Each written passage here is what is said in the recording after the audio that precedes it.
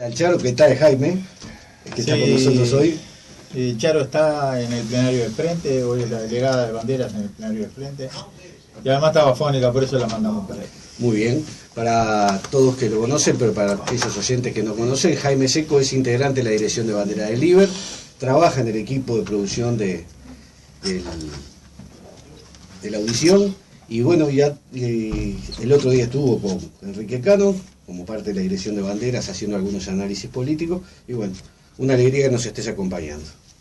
¿Cómo nos comunicamos, Julio? Vos sabés el teléfono de memoria. Nos comunicamos por el 099-2527-26, solamente por mensaje de texto, y si no por YouTube, pueden ver la audición, que hoy no la estamos dando en directo, sino que se va a estar colgada en la tarde, y por el Facebook de Pensando con Bandera del Liber, y le damos la bienvenida también al Facebook de El Vecino del Barrio. ¿Cómo anduvo, vecino? Buenos días, bien, por suerte. Una semana que ya se nos está viniendo la primavera, calorcito de día, frío de noche. Muy lindo, la verdad. ¿Qué anduvo por el boliche? ¿Qué comentarios hay en el boliche sobre la actualidad política? Más que nada, los comentarios que se han hecho en el boliche es con mucho dolor, porque las imágenes que nos llegan desde Europa, de Hungría, el pasaje hacia Alemania, y ese mensaje desesperado de un niño que dijo: yo no quiero venir a Europa, yo quiero escapar de la guerra. Y los comentarios esos realmente es algo que nos toca cuando a veces nos peleamos por pequeñas cosas, y lo comentábamos, son nimiedades y no sabemos lo que es, porque las imágenes que nos llegan es solo gente corriendo. Y a veces alguien que ha estado en algún lugar y ve gente corriendo y sale corriendo sin ver el origen. Y realmente toca muy profundo y toca a mucha reflexión a veces cuando creemos que es grave, realmente grave lo que nos está pasando, y no creemos que en nuestro mundo estamos sumergidos en un montón de problemas. Tenemos que ver esas imágenes que han circulado y las palabras de ese niño cuando le dicen: a Europa no entren porque no queremos inmigrantes, y él dijo, y lo repito: yo no quiero venir a Europa, estoy huyendo de la guerra. Si habrá que reflexionar sobre eso, la imagen del niño que murió ahogado, cuando estaba con su familia, murió toda su familia, ¿no? La madre y el hermanito, solamente se salvó el padre, se escapan de la muerte para encontrar la muerte, ¿no? Para reflexionar. Le damos la bienvenida a José Quechichián. Buen día. Que vamos a la parte de mano a mano con los clásicos. Hoy Karl Marx, efectivamente. Que aparte vamos a hacer en 2 etapas, porque es muy grande todo lo que hay que comentar, ¿no? Exactamente, sí. Es el primero de todos los que venimos diciendo que tiene seguidores activos, como una fuerza. Puede haber algún platónico por ahí, pero digamos, hay como una fuerza social todavía y política de los pensadores políticos. Los demás son historia, ¿no? Es presente. Así es. Vamos entonces a entrar despacio. Le decíamos hoy a Julio y a los compañeros del equipo que vamos a tomar dos sesiones, porque, digamos, el tema es amplio. Hay que decir que las ideas de Carlos Marx tienen etapas en su trabajo de creación, y es bueno ubicar el contexto histórico, la forma en que surge el pensamiento de Marx. Hay que saber que Marx es un discípulo del filósofo Hegel, y Hegel, como habíamos hablado, tuvo y tiene una influencia enorme en la filosofía, y en particular en la teoría desde el punto de vista filosófico del Estado. Entonces, cuando en 1840 Federico Guillermo IV sube al trono de Prusia, expulsa de las universidades a los últimos discípulos de Hegel, y entre ellos se encontraba Carlos Marx, que integraba lo que se llamaba los hegelianos de izquierda. O sea, eran alumnos, entre otros estaba Bakunin, Herzer, Stirner, es decir, una cantidad de pensadores que después van a estar en la filosofía y en el pensamiento político. Para ubicar a Marx, su tendencia, hay que ver cuál fue su tesis de doctorado, nada menos que consagrada a Demócrito y Leucipo, los dos pensadores de la filosofía griega que desarrollaron nada menos que la teoría materialista de que todo lo existente está conformado por átomos. O sea, Demócrito y Epicuro son la antítesis, la negación de todo lo que Platón aseguraba, que era que lo existente es una mera copia de las ideas perfectas, etcétera, etcétera. O sea que la primera tarea que va a llevar a cabo desde el punto de vista de su investigación Marx es analizar nuevamente los principios de la filosofía del derecho de Hegel. Y escribe un trabajo que recomendamos a todo el mundo leerlo, que es Introducción a la crítica de la filosofía del derecho de Hegel, que data de 1843. ¿Qué es lo que dice ahí Marx? Bueno, Hegel ha exaltado al Estado funcionario, ha visto en el Estado la materialización de la razón, ha presentado la sociedad civil como un campo de lucha por la ganancia, ha presentado la propiedad y el trabajo como circunstancias ineluctables del proceso histórico y ha afirmado que va a haber una satisfacción universal a través de la mundialización del Estado. Y Marx dice, todo esto es prácticamente eludir un hecho, que una minoría de la población es propietaria de la tierra, de las grandes industrias y comerciantes, y en realidad lo que hace esa minoría es apoderarse, ampararse en el poder del Estado para mantener su explotación económica y su dominación política. O sea, que desinfla un poco toda esa idealización de Hegel sobre lo que era el Estado. Para Marx, Hegel había olvidado que las capas dirigentes de Prusia, de Francia, de Reino Unido, eran quienes tenían el Estado para reforzar su poder.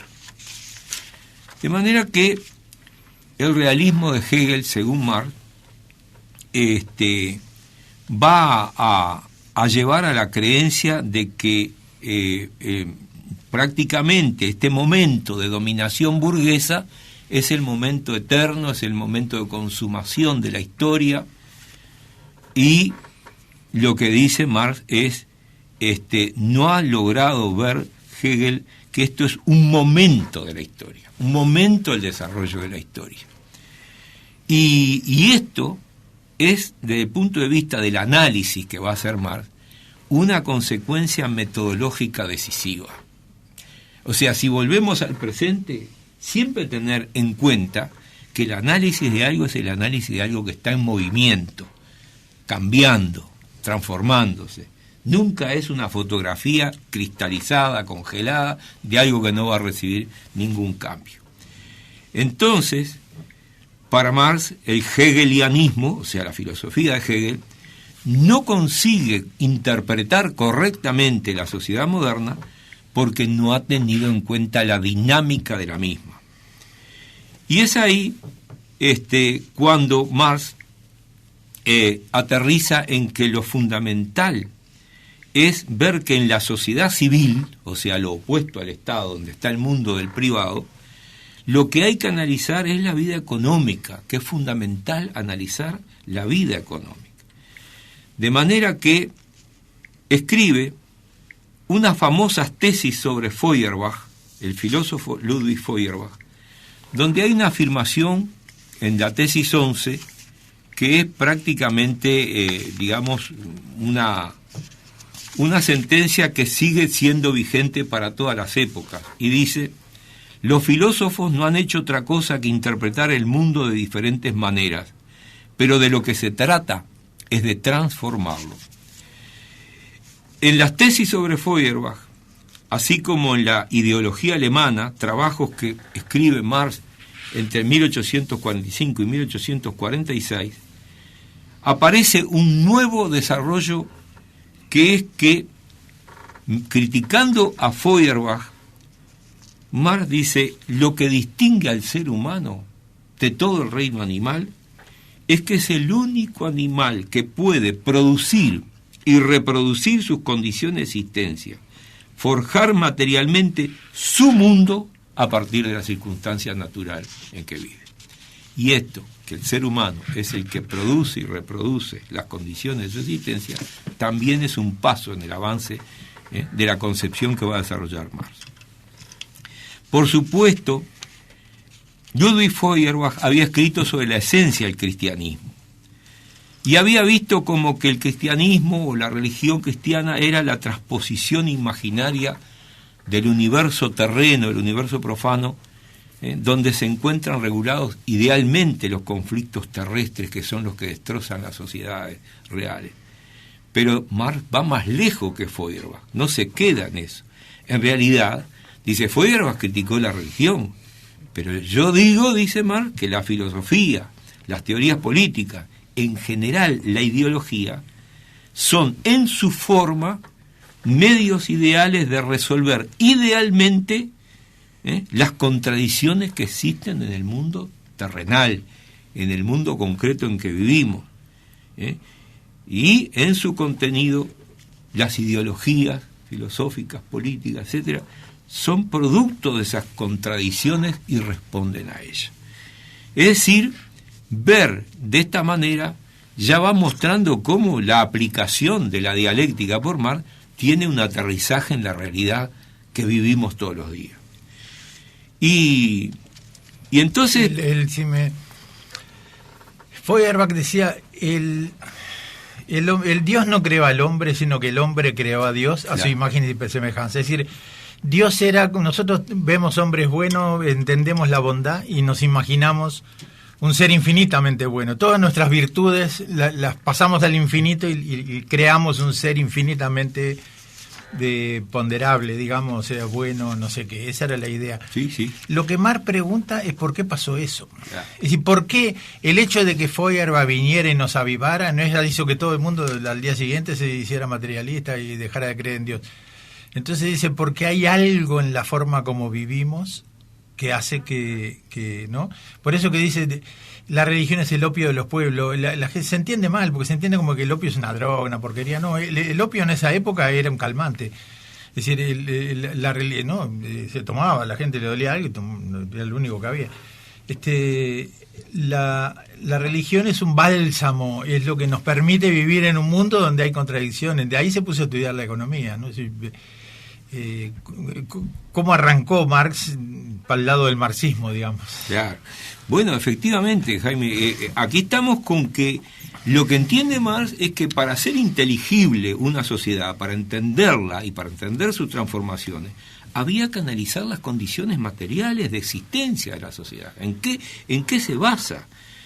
¿Cuáles son las relaciones económicas que nutren? ¿Cuál es la dominación social y política? ¿Cuáles son los mecanismos que utiliza? En definitiva, Marx dice, las ideas no son sólo la expresión de la inteligencia especulativa, son tomas de posición que tienen que ver con las prácticas sociales. Y esto dicho así es sencillo, pero en su momento es una revolución en el enfoque filosófico.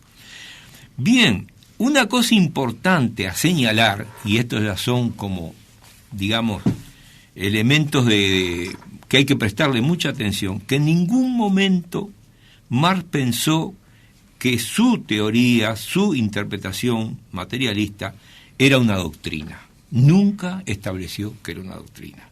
Además tuvo una gran desconfianza contra los sistemas especulativos que se constituyen en doctrina, es decir, cuando se hace una filosofía sobre el ser, sobre el Dios, sobre la persona. A él le interesa el destino del hombre en sociedad. ¿Cuáles son sus posibilidades concretas de libertad y de expansión? Y entonces, Marx dice, en lugar de hacer declaraciones abstractas, hay que ver cuál es la práctica social, cuáles son las relaciones sociales, cómo es que se produce la existencia social histórica específica de cada sociedad. Y esto, vuelvo a decir, cuando nosotros hoy nos paramos frente a la realidad, lo primero es tener en cuenta esta advertencia metodológica de cuál es el camino del análisis de la realidad. Bien, todo lo que después se llamó materialismo dialéctico es posterior a Marx, y si viviera Marx no lo hubiera aprobado como doctrina. Aclaramos esto porque los muchos marxismos dieron lugar a algo que me preguntaba un amigo. ¿Cómo era la pregunta, vecino? Si Marx era marxista. Perfecta pregunta. Llegó a decir Marx: aclaro que yo no soy marxista, porque tanto se deformó su pensamiento estando él en vida, porque las disputas ideológicas eran enormes y se iban para un lado y para otro, que dijo, por la duda, claro que yo no soy marxista. Y esa pregunta me la hizo hoy mi querido amigo acá y la vamos adelantando.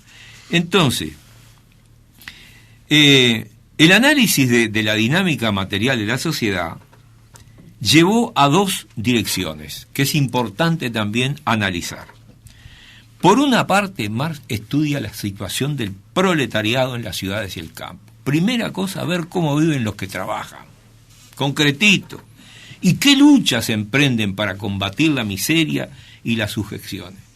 Y atención, cuando decimos la miseria, estamos hablando de la explosión de la revolución industrial, de la que él toma conciencia de que se trabaja 16 horas por día y los niños de 10 años son incorporados a la producción fabril, es decir, en aquella época en que el capitalismo manchesteriano, para decirlo de alguna manera, en el corazón de Inglaterra, en el taller del mundo como en Inglaterra, era absolutamente voraz y destructor de la vida humana. Entonces eso es un tema. Y el otro trata de estudiar, en otro sentido, cuáles son los mecanismos económicos que gobiernan la sociedad, cuáles son el origen de las crisis y los conflictos que sacuden a la sociedad. Porque él estudió a los economistas, a Adam Smith, a David Ricardo, y los economistas muestran un sistema armónico que genera equilibrio, que da la oferta y la demanda, todo maravilloso. Pero ¿por qué no me explica nadie el origen de las crisis? Y si había crisis en el siglo XIX, imaginemos lo que vino después, ¿no? Que las conocemos porque somos contemporáneos. No solo la famosa crisis de los años 90, fines del siglo XIX, pero podemos decir la crisis del 29, que es famosa, el Viernes Negro de la Bolsa de Nueva York, y podemos seguir diciendo todas las crisis que hemos vivido en el presente. Pero bien, esto lo lleva a escribir la situación de la clase obrera en Inglaterra junto con Federico Engels. Federico Engels es un industrial textil que va a hacer amistad con Marx, lo va a ayudar económicamente. Marx vive penuria económica, además de haber sido expulsado de Alemania, es expulsado de Francia, es expulsado de Bélgica, y termina finalmente en Inglaterra trabajando y haciendo la mayor parte de su obra. Bien, pero ahí no se queda. Toma contacto con los comités de correspondencia comunista, y va a avanzar hacia la crítica de la economía política. Es decir, Marx no se queda en la mera especulación teórica y toma contacto con los movimientos revolucionarios. Estos comités agrupaban a obreros europeos, alemanes, exiliados, que existían por Europa. Y él toma conciencia de que la clase obrera era la punta de lanza de la revolución, que sin la clase obrera no había transformación revolucionaria de la sociedad.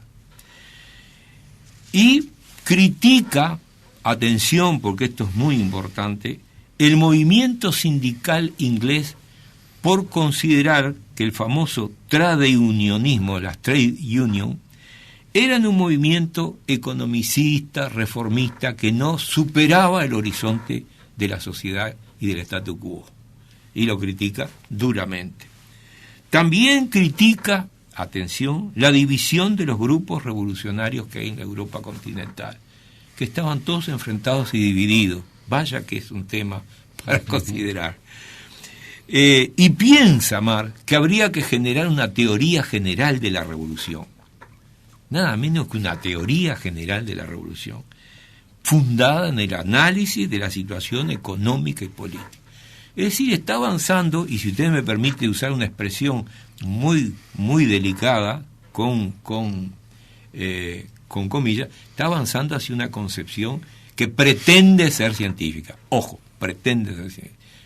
pero que quiere ser lo más rigurosamente La palabra posible. científico no quería decir el positivismo que No, claro, nosotros entendimos después. Claro está. Por eso digo, muy entre comillas, pero pretendía ser riguroso. ¿Alguien me quiere hacer una pregunta? Sí, yo soy alguien. Dígame. Dentro de todo, yo me estaba imaginando el mapa, el inicio de la revolución industrial, o el principio del desarrollo de la revolución Sí. industrial, pero eran aquellas grandes fábricas a Sí. vapor. Digo, Sí, en aquel momento, perfectamente, ¿no? perfectamente. O sea, las condiciones de trabajo eran... Cuando nosotros le mandábamos la carne y el cuero. Ahí está. Y lo otro que recién estaba hablando cuando mencionaba las revoluciones en el continente. Ahí está. ¿Cómo más o menos se estaba dando? Ahí está. Bien. En realidad, el movimiento revolucionario en Europa tiene dos acontecimientos. Primero hay un alzamiento en 1830 en Francia, que es muy famoso, pero particularmente hay dos movimientos revolucionarios que sacuden, que son las revoluciones liberales de 1848, particularmente en Francia, pero también en Alemania, en lo que después se llama Checoslovaquia, que era Bohemia, y un acontecimiento capital es la Comuna de París de 1871, donde los obreros durante 72 días gobiernan con un comité muy particular y fundan una experiencia que Marx va a estudiar, pero de la cual vamos a hablar después. O sea que Europa hervía de luchas obreras contra los grandes aristócratas de terratenientes y del poder financiero, como aliados de los burgueses que después van a ser sus enemigos. Sí. Claro, eran unos obreros de fuego y vapor. De los O sea, inicios de la revolución industrial. Por eso, pero fuego y vapor. Sí, obreros sí. a mano dura. Sí, por supuesto. Ahí aparece la lucha de barricadas que va a determinar, entre otras cosas, que el rediseño de la ciudad de París se haga sobre la base de grandes bulevares donde no pueda ser, desde el punto de vista de la táctica de las barricadas, desarrollada esa lucha que fue insurrecciones armadas, naturalmente. Bien, pero nos quedan 5 minutos y quiero decir que son invitados en lo que se llamó la Liga de los Justos a redactar el manifiesto del Partido Comunista, que va a salir a la luz en 1848, y donde lo primero que hacen es cambiar la consigna, el eslogan, todos los hombres son hermanos, por una consigna, proletarios de todo el mundo unidos. Es decir, esta frase es también una de las frases que marca la concepción internacionalista de que la clase obrera, más allá de que unos sean alemanes, franceses, belgas, etcétera, es una clase... Y eso también ha inspirado lo que tú decías, ¿no? De que había una división muy grande entre los grupos revolucionarios, ¿no? Exactamente. Trata de poner un horizonte de que hay que unirse para hacer las Exactamente, transformaciones, buscando, ¿no? una clave unitaria. Bien, así que aparece el famoso manifiesto. 2 palabras sobre el manifiesto para terminar, porque nos quedan 3 minutos. Dale un poquito más. Bueno, en realidad el texto representa un compromiso entre diversas tendencias. ¡Qué novedad! No es que hubo unanimidad, hubo que lograr un compromiso entre diversas tendencias. En lo esencial, las ideas de Marx y Engels están en los 2 primeros apartados, y ahí está la expresión de su pensamiento. ¿Qué cosa afirma y cuántos problemas generó esta afirmación? Hablan de la lucha de clases y de la misión del proletariado. Lo que se diría los pilares de lo que se conoce como el materialismo histórico. Y ahí hay una cuestión que después va a generar un equívoco. ¿Cuál es? Tras una breve preliminar, el manifiesto afirma: la historia de toda sociedad hasta nuestros días es la historia de la lucha de clase. Y esta afirmación puede ser entendida de 2 formas. La primera forma de interpretar es que la lucha de clases es el motor de la historia, o sea, un principio ontológico, un principio que está en la materialidad del mundo, que explica el desarrollo de las sociedades, ¿no?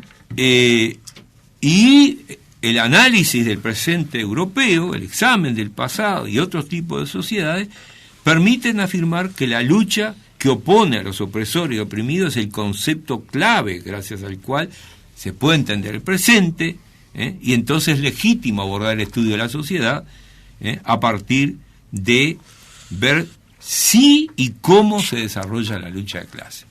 ¿Cuál es el problema de esto que parece algo imperceptible? Cuidado, de acuerdo a la primera lectura, la lucha de clase del motor de la historia, Marx quedaría emparejado con la filosofía de la historia como la de Hegel, la de Comte y la de Bossuet, donde hay prácticamente un desarrollo de una humanidad única que pasa por distintas etapas y que tiene un sentido, una dirección predeterminada, es decir, es algo que establece una matriz doctrinaria, incluso que, digamos, conduce hacia el fin de la historia, hacia un momento en que el sujeto que desarrolla el proceso histórico va a llegar a una culminación. Y esto no era lo que Marx en ningún momento pensaba. Quiere decir que la primera lectura puede llevar a eso que muchas veces se transforma en doctrina. Esto es una ley y va así y es inexorable de esta manera. No. En realidad,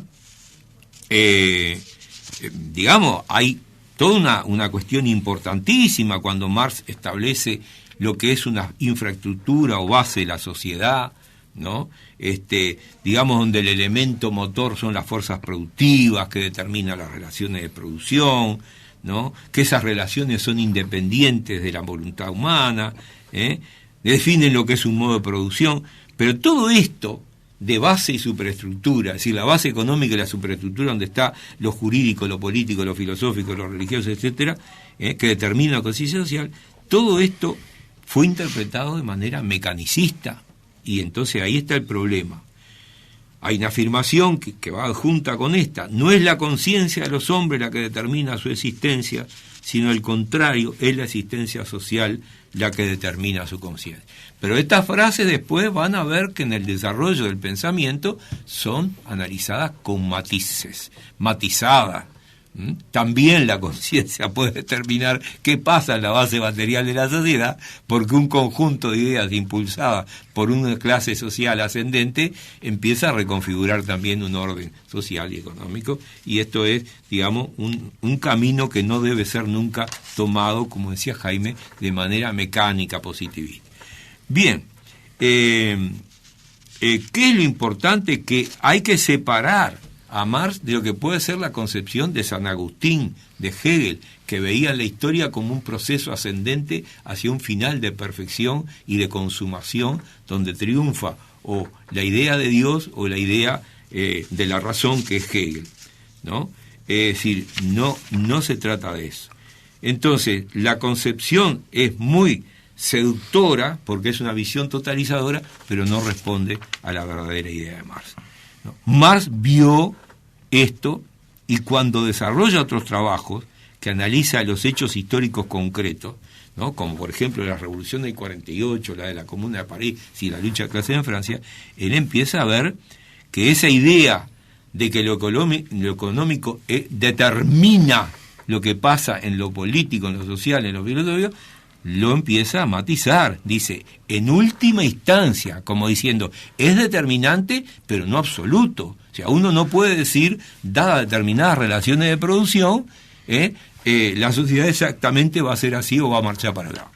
Esto es importantísimo porque significaría el determinismo la aniquilación del papel de los hombres como agentes históricos. Y aquí me quedo, para no abusar del tiempo y dejarlo con un poco de curiosidad para la próxima tanda. La verdad que me encantaría, aparte de ya pensar en la segunda etapa, digo, qué bueno sería, Pablo, que Carrió, que está acá, parte de la producción, estar en un boliche tomando un café con Jaime y Quechichián y hablando, dialogando sobre Marx, ¿no? Sería muy bueno. Bueno, mientras no nos tomemos más de una. Café, dije. Café. Bueno, una cucharada de azúcar, quiso decir. Bueno, muchas gracias, José. Ya veo de que tenés trabajo adelantado para el sábado, pero que vas a tener que trabajar mucho, ¿no? Sí, cómo no. Seguimos con el mismo barbudo el sábado que viene, entonces. Muy bien. Y ahora vamos a la tanda y volvemos para hablar con Jaime sobre el presupuesto y nos seguimos comunicando por el 099 25 27 26.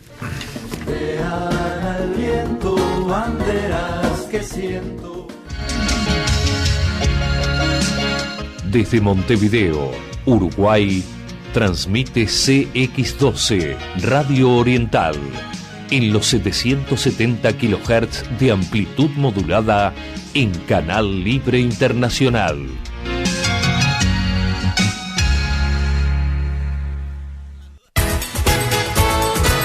Termal Daimán de Caute Antel los espera para disfrutar sus mejores vacaciones con sistema 3x2. Aproveche. Los atienden el 29 24 30 54 o www.termaldaiman.com.uy. PSG y Asociados SRL. Asesores en comercio exterior, despachantes de aduanas, proveedores portuarios y marítimos. Estamos en Cerrito 534, piso 7. Teléfono 29 15 50 11.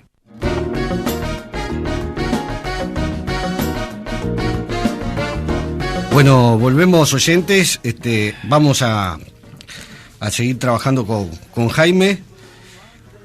Julio, ¿qué pasó en la semana? Sí, veníamos del conflicto en la enseñanza por la esencialidad y hubo negociaciones todo el fin de semana hasta que el mismo domingo se firmó un acta de acuerdo. No modificaba los aspectos salariales ya acordados, ese acuerdo, pero especificaba algunas cláusulas y establecía que se lleve, modificaba las cláusulas y establecía que se lleve a los respectivos organismos para su aprobación y que el martes se reanudaran las clases. Si los gremios rechazaban los aumentos acordados, el dinero se destinaría a la enseñanza, pero no a sueldos. El Consejo de Ministros lo aprobó el lunes.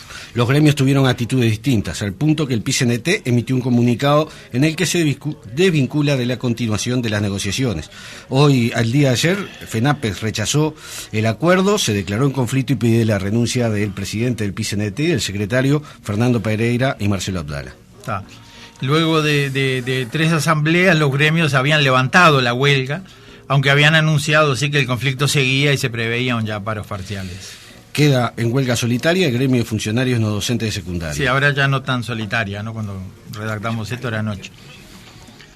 El gobierno entregó el proyecto de ley del presupuesto quinquenal el lunes, horas antes que venciera del vencimiento del plazo. Sobre esa, que es la ley fundamental de todo el periodo de gobierno, hablaremos más en un momento. En la semana hubo una nueva calificadora que mantuvo la nota de inversión de los bonos uruguayos y estimó la perspectiva es a mejorar. Se trata de la japonesa International Rating and Investment. Pero también se supo que la inflación de los últimos 12 meses fue de 9,4 al 31 de agosto, pero a pesar de ello, el ministro de Economía, Danilo Astori, asegura que no superará el 10%. Sí, por lo menos a diciembre, que es la... Y enseguida de conocerse esto, sube 2 pesos el boleto de Montevideo. La Intendencia ya explicó por qué. Se calmó la enseñanza, pero el SIRPA, que era el tema de la penúltima semana, sigue movido. Luego de los procesamientos de 26 funcionarios por tortura, comenzó a haber incidentes extraños. En el hogar Ceprilli, el mismo de los incidentes captados en un video, hubo tensiones que terminaron en 5 menores fugados, todos los cuales fueron recapturados. El SIRPA decidió cerrar ese hogar y redistribuir a los internos. Las tensiones repercutieron en la dirección. Luego de la renuncia de Edgardo Belomo, en la semana renunció Luis Noya, por lo que solo queda en funciones la presidenta Gabriela Fulco hasta que ingresó Eduardo Katz. El jueves hubo otro motín y fuga de 7 chiquilines, esta vez en el hogar Puertas, que fue reabierto para ubicar a los trasladados del Ceprilli. Es la 10ª fuga desde que asumió Fulco, que no cuenta con las simpatías del gremio. Se ordenó una investigación para determinar si hubo responsabilidad de los funcionarios que habían permitido la realización del boquete en paredes reforzadas sin intervenir. Importa que las paredes reforzadas, porque en el Ceprilli eran un poco menos que de bloques, entonces ahí, bueno... Sí, aparte, por otro lado, el Parlamento designó a Elena Martínez Rosso como integrante de la Suprema Corte de Justicia. Es recién la tercera mujer en la historia en integrar la Corte, pese a que entre los jueces las mujeres son mayoría. También se designó a otra mujer para el Tribunal de lo Contencioso Administrativo, que es un órgano independiente del Estado. Se trata de la doctora Alicia Castro. El pasado sigue presente. Familiares desaparecidos emitieron una carta pidiendo un gesto de humanidad a quien haya visto, sepa algo o conozca algún detalle que pueda ayudar a sus familiares. A encontrarlos, ¿no? Las informaciones pueden hacerse llegar a cualquier templo, parroquia o sinagoga del país o dejando un mensaje telefónico anónimo en el teléfono 0800 99 42. 0800 99 42. En la misma semana, el general retirado Pedro Bernés se enteró de que luego de un largo proceso judicial sería procesado por el asesinato en tortura de Aldo Perrini durante la dictadura y cometió suicidio. En otra causa, la fiscal Stella Lorente pidió el procesamiento del ex Tupamaro Amodio Pérez como coautor de delito de privación de libertad. Pérez estaba preso y colaboró con el ejército en 1972, antes del golpe de Estado, para detener a compañeras de su organización. Pasando a otro tema, el Instituto Humanista Cristiano presentó la reedición de 3 libros fundamentales del arquitecto Juan Pablo Terra, fundador del Partido Demócrata Cristiano, cuando la vieja Unión Cívica cambió de nombre. Terra también fue fundador del Frente Amplio en 1971 y precisamente la alianza del Partido Católico con el comunista fue lo que le dio la singularidad a nuestra alianza de izquierda. Como senador fue redactor de la Ley de Viviendas que creó el sistema cooperativo. Los 3 libros son Mística, Desarrollo y Revolución, Procesos y Significado del Cooperativismo Uruguayo e Infancia y Políticas Públicas. Bueno, y septiembre, mes de la diversidad. Sí. El 25 se celebrará la Marcha de la Diversidad desde la Plaza Independencia al municipio. Está habiendo actividades relacionadas todo el mes. Hoy a las 3, Jugando con nuestros semejantes, es una actividad para niños en el Centro Cultural de España. De la misma hora, partidos definitorios del Campeonato por la Diversidad en el Estadio Domingo Burgueño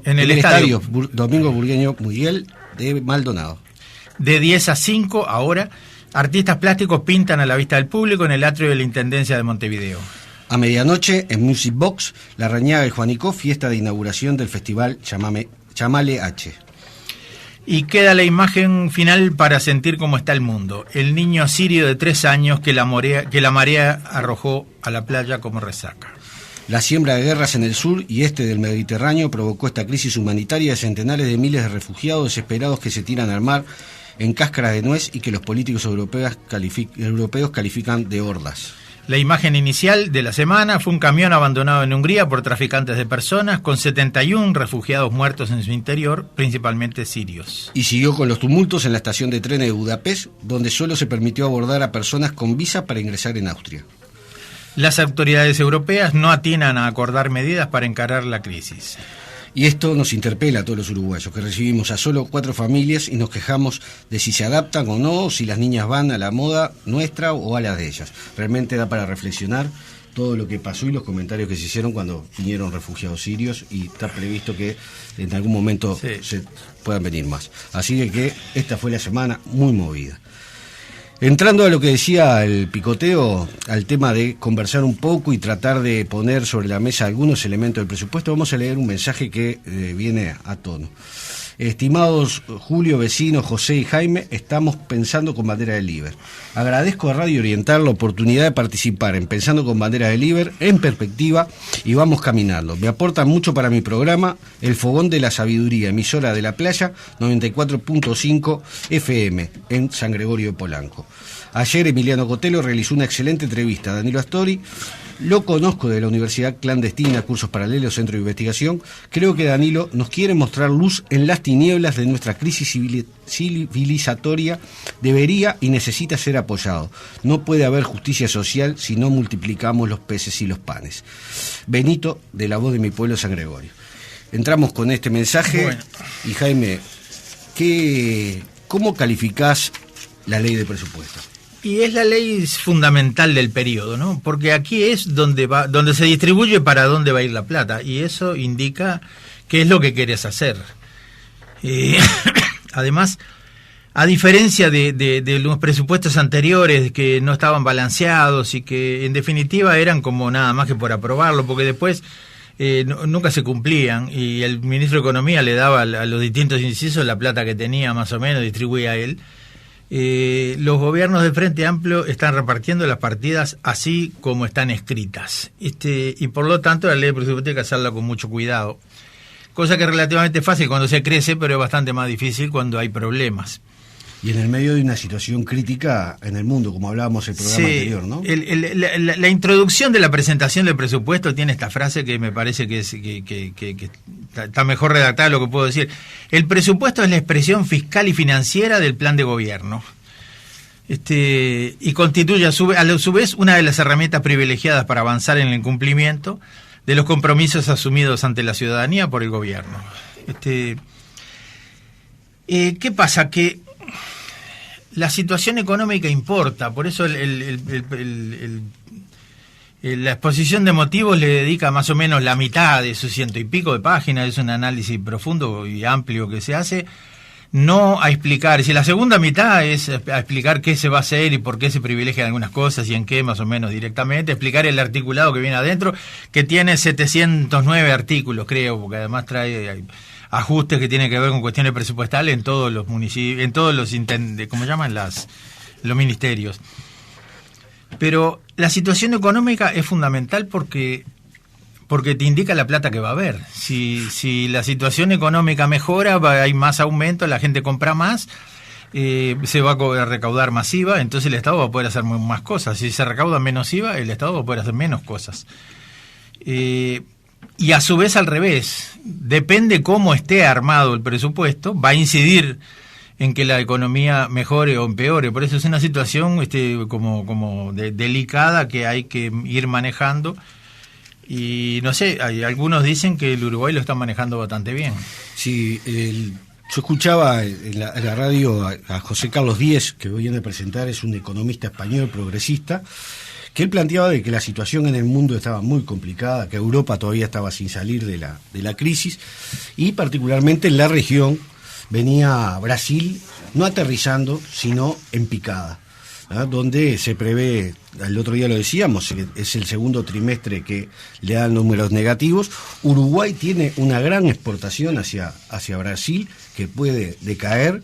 También uno de los socios fundamentales en materia de exportación es China, que tiene sus problemas, por tercera o cuarta vez cayó su bolsa de valores.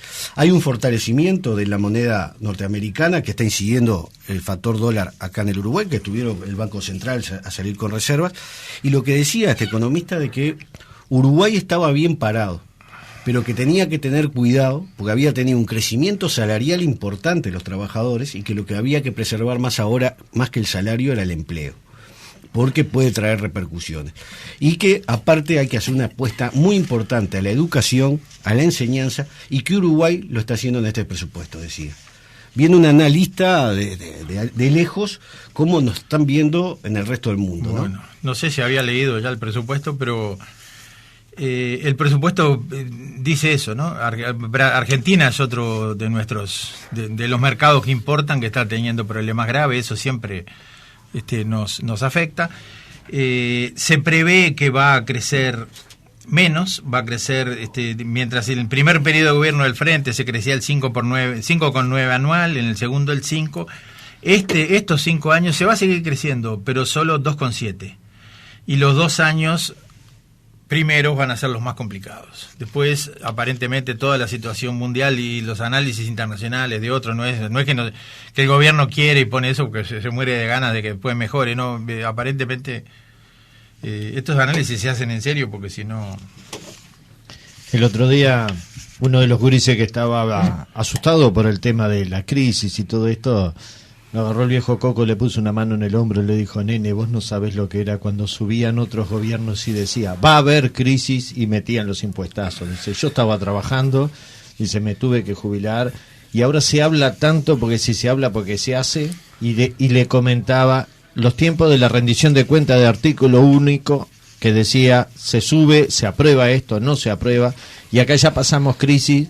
Dice, pasamos la gran crisis del 2001 y en el 2008 pasó otra crisis. ¿Sabes lo que pasa, nene? Le dijo. Vos también te tenés que cuidar, porque cuando a veces vendés menos, tenés que cuidarte cuando vendés menos, pero vas a vender más. Dice, y no lo tomes como algo tan catastrófico, hay que cuidarse, solamente hay que cuidarse. Ahí está. Hay un elemento que marcaba este economista, Jaime, que capaz que tú lo podés profundizar, la importancia de haber especificado el 50% de la deuda uruguaya, ¿no? Ah, sí. Eso lo marcaba muy claramente, que le da una sostenibilidad a Uruguay a pesar de lo que está pasando con el fortalecimiento del dólar, ¿no? Haber tenido... Nosotros tenemos no solo eso, sino que las reservas internacionales que tiene el Uruguay en dólares superan la cantidad que debe. O sea, si mañana el dólar se va a la gran 7 y el dólar pasa a valer 150 pesos, alcanza con pagar con los dólares que tenemos, porque los dólares que tenemos también van a subir de precio. O sea, antes el problema era que se decía como cuando uno está descalzado, cuando uno gana en pesos y tiene una deuda en dólares, se le complica cuando hay devaluación. Acá el gobierno esos dólares van a subir al mismo tiempo. Sí. En materia de empleo, ¿qué se prevé en el presupuesto, teniendo en cuenta que las inversiones también generan trabajo?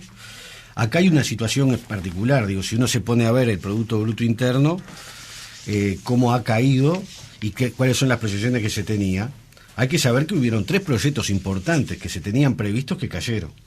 Sí. El puerto de Profundas, Aratiri, y lo que tiene que ver ahora con el tema de los problemas que estamos teniendo con la regasificadora. Por lo tanto, son proyectos que por lo menos tienen dudosa continuidad, salvo el de la regasificadora, ¿no? Sí. ¿Cómo está en materia de empleo? Estas cuestiones internacionales, algunas le han venido bien al país, por ejemplo, bajó el dólar. Pero el hecho que bajó el petróleo, subió el dólar, pero bajó el petróleo. Ahora, eso hace que algunas ramas le mejoren y otras ramas empeoren. Eso produce un revuelo.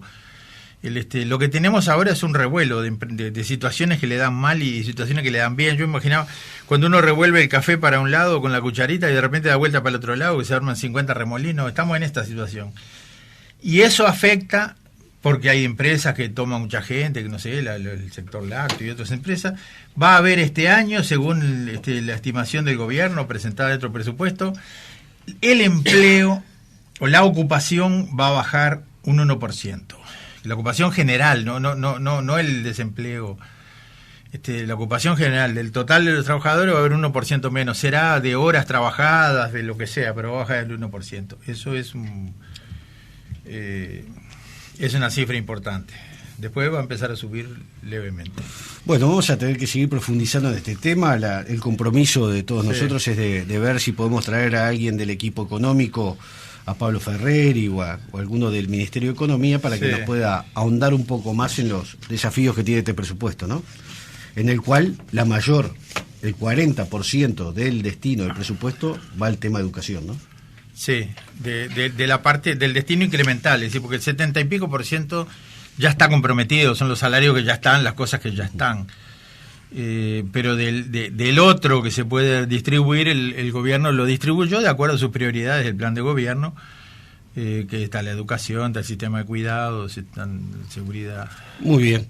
Bueno, vamos al plenario del Frente Amplio. ¿Tenemos a Charo ahí en el plenario en penitencia o disfrutándolo? Acá estoy, ¿cómo están? ¿Cómo estás, Charo? Extrañándote acá, pero Jaime está haciendo una buena labor, me parece que seguís en el plenario y no venís más a la radio. Bueno, muy bien, no dudo. Jaime es un excelente compañero y periodista, así que me debe estar supliendo mucho más que bien. Ya nos dice que Chichiana... Les cuento que el plenario recién empieza. Se demoró muchísimo las acreditaciones y la llegada de los compañeros.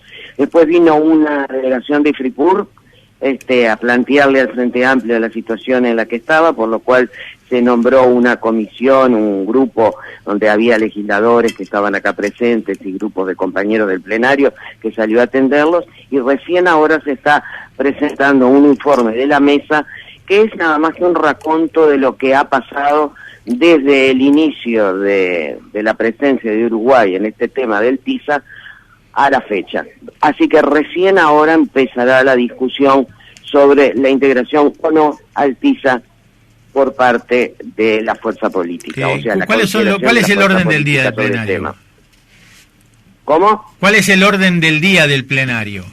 El orden del día del plenario es el tema del TISA y exclusivamente lo de los nuevos ingresos. No se va a tratar los nuevos ingresos porque la mesa política ya recibió, en lo que nos compete a nosotros como Banderas del IBE, recibió la solicitud de ingreso de Banderas del IBE del Frente Amplio, única solicitud que estaba presentada a la comisión, lo vio y ahora delega al plenario la conformación de una comisión para tratar los nuevos ingresos. La solicitud de Banderas del IBE ya está presentada. Para explicar una cosa, Banderas del IBE es Frente Amplista desde que se creó con Frente Amplistas, y lo mismo que otros 2008. Sectores como Patria Grande, el sector que lidera Constanza, el IRI y otros sectores, Frente Movimiento y otros, Lo que no estamos es integrados a la orgánica, digamos. A la estructura, ¿no? Claro, porque digamos que para ser uno de los partidos integrantes del Frente Amplio, todos los demás te tienen que aceptar como aliado. No podés ser aliado de alguien que no quiere ser aliado tuyo. Por lo tanto, el estatuto prevé estas cosas, que hay que hacer un pedido que Bandera de Libre ya hizo. Estamos en eso. Charo, estamos en eso. Sí. Charo, en materia del TISA, la tendencia es de recomendarle al gobierno el retiro de las mismas reuniones que se están desarrollando. Hay una resolución que escuché última del Partido Socialista que entiende que no es conveniente el TISA y le encomienda al gobierno que cuando sea el momento oportuno se retire el mismo. ¿La tendencia es a rechazar la participación ahí? Parecería que sí, pero todavía, digamos, hay muchas posiciones intermedias. La posición del Frente Libre Sereni es muy clara. Yo voy a leer simplemente una moción, que está para conversar en una de sus partes, que dice que sobre los contenidos del TISA mantenemos importantes dudas y reservas y no podemos emitir un juicio conclusivo. Hay que considerar la importancia de estar presentes en las sedes donde se definen aspectos importantes para el futuro del país. El Frente Amplio mantendrá una permanente atención y debate tanto en la etapa a cargo del Gobierno Nacional como en el caso de que se llegara a un debate parlamentario imprescindible para cualquier concreción. Es decir, hay como un espíritu de que es conveniente ver y ir viendo a medida de que se van dando las instancias, ver qué conviene más para nuestro país. Pero no es la posición de todo el mundo, ¿no? Hay posiciones mucho más intransigentes que dicen salir del TISA ya. Yo recuerdo... Veremos qué es lo que pasa. Yo recuerdo la discusión, creo que te lo había comentado en alguna reunión, Charo, cuando se discutió el ingreso o no al Mercosur, o si el Mercosur era válido, teniendo en cuenta de que se planteaba por parte de algunos, que el Mercosur era un proyecto neoliberal de Norteamérica, impulsado por el doctor Lacalle, que fue uno de los que era el presidente del Uruguay cuando se hizo el Mercosur. Estaba Fernando Henrique Cardoso en Brasil. No. En el 96. No, pero en Mercosur entramos en el 96, ya no estaba Lacalle, eso fue en el 90 mismo. 94, 92. 90. ¿Y quién estaba en Brasil? ¿Collor de Mello? No, era antes, no me acuerdo quién estaba. Bueno, y estaba Menem en Brasil, ¿no? Sí, estaba Menem en Argentina. En Argentina. Entonces, recuerdo que el PCNT, en toda esa discusión para sacar un acuerdo, y se planteó un apoyo crítico, que nunca supe qué era, pero era un apoyo crítico. Yo era el responsable después de Integración Regional, que había estado Cristina González, y hoy nadie habla de eso y todo el mundo dice más y mejor Mercosur, ¿no? Esperemos que no nos pase lo mismo con este debate, ¿no? Un poco fue más o menos la misma división de agua, es decir, más o menos los mismos que en aquel momento estaban en contra del Mercosur, ahora dicen que el Mercosur es el sueño de Bolívar y que en cambio el TISA es una cuestión muy mala. Pero en este último creo que tienen razón por el origen, ¿no? del TISA. Después de la ronda Uruguay se plantea, bueno, está bien, Estados Unidos y Europa se pusieron de acuerdo, pero ¿y el tercer mundo? Porque ya empezamos a pesar un poquito. Fue hace 15 años, pero... Entonces se dijo, bueno, vamos a hacer una nueva ronda para ver las aspiraciones del tercer mundo. Y ahí no funcionaba nada hasta que no salieran las cosas del tercer mundo, porque era la idea. Pero Estados Unidos y Europa y otros países querían que salieran algunas cosas que a ellos les interesaban. Y el tercer mundo, hasta que no salía el tema de los alimentos, hasta que no salieran las otras cosas que nos interesan a nosotros, no salía nada. Entonces se fueron de la OMC y crearon el TISA como un tratado independiente. Entonces, desde su origen, el TISA es una cuestión medio dolorosa, es una cuestión a tener en cuenta bajo lupa. Claro. Sí, Charo. Bueno, en eso es un poco el espíritu también de la moción que va a presentar el Frente Libre. ¿Qué otros temas hay, Charo? No, es este el tema y el tema de la comisión para formar la comisión para los nuevos ingresos. Muy bien, Charo. Una comisión que va a estudiar las propuestas o los pedidos de nuevos ingresos. El vecino te quiere decir una cosa. No, el vecino te quiere saludar, Charo, te estamos extrañando por acá. Y Caro, gracias, atenta vecino, como siempre, dice que el presidente de Brasil en 1990 era Fernando Collor de Mello. Fernando Collor de Mello. Asumió el 16 de marzo de 1990. ¿Y el de Paraguay? Googleé, vecino, googleé. Bueno, Charo, te digo de que quedé un poco solo con la emoción de que no estuviera más en la radio, porque que Chichán me dice que si no, el sábado que viene no habla de Karl Marx y no viene a la radio si no estás vos. Así que, Charo, te esto la selección, el que no viene soy yo, me parece. Bueno, viste, Julio, que no me podés echar tan fácil. Bueno, Charín, un besito grande. La verdad que bromas aparte los extraño, pero era mi obligación hoy estar acá, así que el sábado que viene voy a estar como siempre con todos ustedes y con toda la audiencia. Muy bien, un besito grande, Charo, y éxito ahí en el plenario. Un abrazo enorme para todos y para toda la audiencia. Nos vemos el sábado. Volvemos a estudio, vecino. ¿Qué le pareció todo esto? No, bien, esperemos que este mensaje que le dejó Tabaré para que la fuerza política tome una decisión y se la comunique al presidente, que salga una luz verde. Y ahora venimos al fútbol. ¿Usted estaba pensando en algo de fútbol? Hoy una etapa antes de que usted, vecino, me haga el aporte, una etapa fundamental. Vamos a ver qué nos dice la gente de Hora 25. River Wander, un partidazo que promete muchos goles. Cerro Liverpool, que es un partido por tratar de zafar del descenso. Nacional Plaza Colonia. Fénix con Peñarol, con cancha vacía por la sanción que tiene Peñarol. Y juegan el clásico supuestamente de los cuadros que están creciendo como Danubio Defensor, ¿no? Una etapa muy importante. Y a eso le voy a decir que tengo amigos que están presentes en el Méndez Piana, donde se están jugando los clásicos de formativa. Por suerte, en las tribunas solamente cánticos y nada más que eso, aceptando los resultados. Muy bien. Ayer la reflexión para los compañeros de Hora 25, me decía un amigo que ayer jugó la selección uruguaya. 1-0, partido aburrido si lo hubo. Dirigido por el maestro Tavares, y él me decía que si el partido hubiese sido la semana anterior, no hubiese podido jugarse por el paro de los maestros. ¿Por qué los paros de los maestros? Porque el maestro Tavares no podía ejercer. No, pero capaz que lo expulsaban del sindicato. ¿Nos encontramos el sábado que viene? Nos encontramos. Nos encontramos el sábado. Nos vemos. El sábado, lectores.